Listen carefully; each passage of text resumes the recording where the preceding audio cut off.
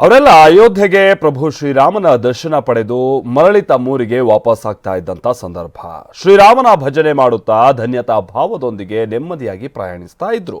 ಯಾತ್ರಿಕರಿದ್ದಂತ ಬೋಗಿಗೆ ಆ ಮೂವರು ಅನ್ಯಕೋಮಿನ ಯುವಕರು ಹತ್ತಿ ಬೆಂಕಿ ಹಚ್ಚೋ ಧಮಕಿ ಹಾಕ್ಬಿಟ್ಟಿದ್ದಾರೆ ಅನ್ನುವಂಥದ್ದು ಆರೋಪ ಒಂದು ಕೇಳ್ಬಂತು. ಅದಾದ ನಂತರದಲ್ಲಿ ನಡೆದಿದ್ದು ದೊಡ್ಡ ಹೈಡ್ರಾಮಾ.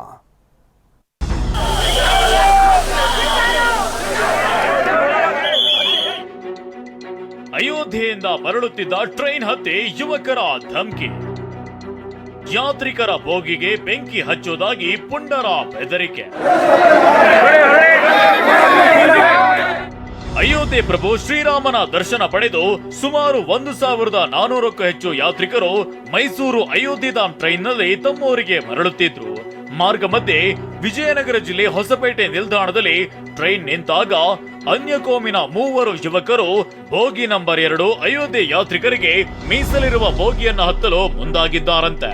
ಆಗ ಯುವಕರನ್ನ ತಡೆದ ಯಾತ್ರಿಕರು, ಇದು ಅಯೋಧ್ಯೆ ಯಾತ್ರಿಕರಿಗೆ ಮೀಸಲಿರೋ ಬೋಗಿ, ಇದರಲ್ಲಿ ತಾವು ಹತ್ತುವಂತಿಲ್ಲ ಅಂತ ತಿಳಿ ಹೇಳಿದ್ದಾರೆ. ಆದ್ರೆ ಆ ಯುವಕರು ಯಾತ್ರಿಕರ ಮಾತು ಕೇಳದೆ ಅವರೊಂದಿಗೆ ವಾಗ್ವಾದಕ್ಕೆ ಇಳಿದಿದ್ದಾರೆ. ಈ ಸಂದರ್ಭದಲ್ಲಿ ಮಾತಿಗೆ ಮಾತು ಬೆಳೆದಿದೆ. ರೈಲು ಏನು ನಿಮ್ಮಪ್ಪನ ಮನೆಯದ್ದಲ್ಲ, ಇದಕ್ಕೆ ಬೆಂಕಿ ಹಚ್ಚಿ ಸುಟ್ಟು ಬಿಡ್ತೀವಿ ಅಂತ ಹೇಳಿದ್ದಾರಂತೆ.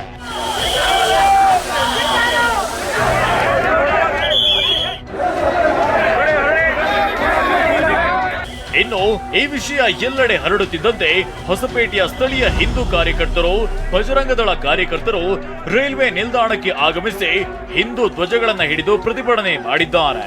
ಜೊತೆಗೆ ಎಸ್ಪಿ ಸ್ಥಳಕ್ಕೆ ಆಗಮಿಸಿ ಧಮಕಿ ಹಾಕಿದ ಕಿಡಿಗೇಡಿಗಳ ಬಂಧಿಸಬೇಕೆಂದು ಒತ್ತಾಯಿಸಿದ್ದಾರೆ.